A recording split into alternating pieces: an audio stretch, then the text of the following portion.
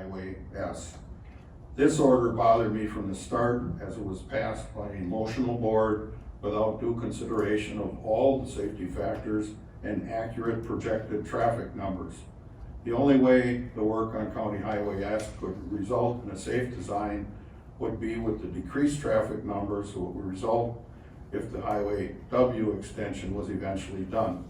With the agreement now that that project is off the table, it would be nearly useless to pursue the County Trump S relocation in its present form, because obviously more engineering and design is needed.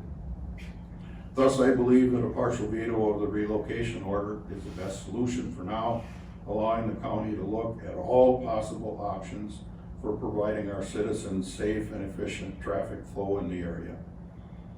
Who sent that email? I did. Okay. There was a similar email sent from Supervisor Krebs, and I believe the landowners in the area also sent a similar email. So with the veto that came through yesterday late, you want to discuss this? We're looking actually to table this indefinitely for now. Indefinitely for now. That's not right, but. We understand your gist. Yeah. From a procedural standpoint, Mr. Chairman, if I may, I think what you'll want to do is make a motion to pass the resolution, and then if the will of this committee is to postpone, then a subsequent motion to postpone indefinitely would be in order. And at that point, if that motion passes, then that would kill off this relocation order for the duration of this session, which lasts, of course, until next April. So the first motion needs to be voted on too? No, it's just a motion to pass the resolution in a second, so you can discuss it. And then once discussion opens, then it's a motion to postpone indefinitely. Okay, I will so move. I will second. Marcy seconds. And now with that, if you can have discussion if you so choose, or you can immediately someone can make a motion to postpone indefinitely, and then we'll need a second on that. And then you can talk about the merits of postponing if you so choose, or you can vote. Well, like I just stated in my email, it's not safe the way it is. We'd have to put up signs on 175 say dangerous intersection ahead, and we can't put signs on the state highway, so that's my 2 cents. Doug? I agree that there's more work to be done now because this was designed with W in there, so I would make the motion to postpone indefinitely. Oh, thank you. I look for a second. I can second that. John? It's been moved and seconded. Do we have any further discussion? Marcy? So while it's in the background, you'll still be working on trying to figure out a solution for it there. Correct. Okay. The partial veto cut the number down from 500,000 to 100,000, which is enough money to do engineering work to try to find a better solution. All right, any further discussion? With none, I look for a vote. All in favor, say aye. Aye. Any opposed? All right, our next. The urgency in the safety issue of S, and now it's off the table indefinitely. It needs to go back for re-engineering.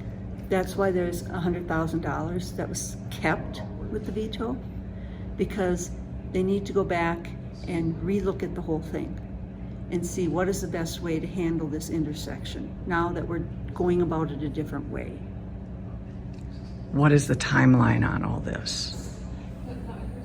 As Brad said in the meeting, it won't be this session, which will end in April.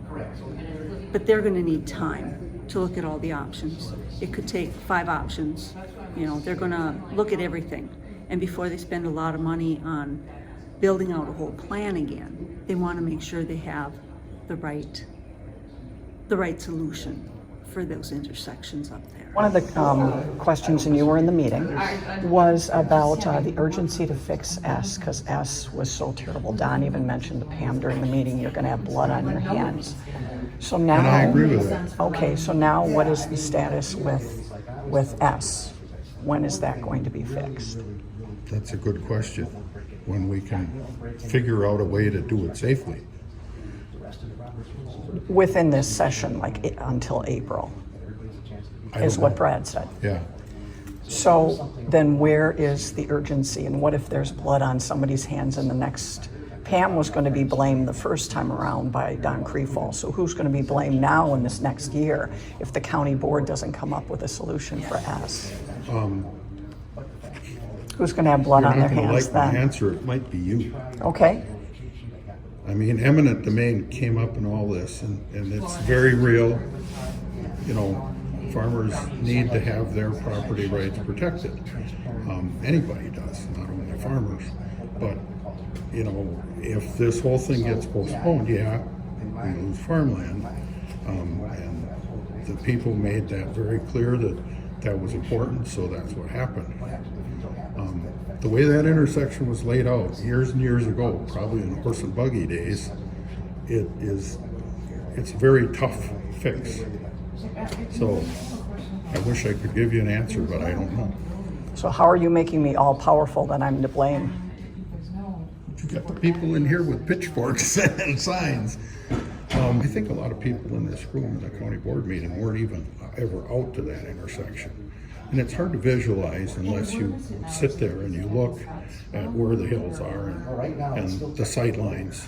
You know, we're all about the sight lines and the safety, and we're not going to spend $500,000 if we can't make a safe intersection. So therein lies the problem.